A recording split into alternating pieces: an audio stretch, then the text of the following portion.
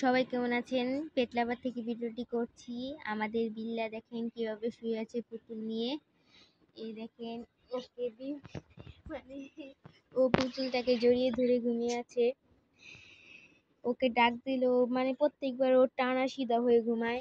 এখন ওকে ঘুম পাড়িয়ে দিছি আমি আমার বিছনায়। এই যে বিল্লা, বিল্লা ও গভীর ঘুমিয়ে গেছে।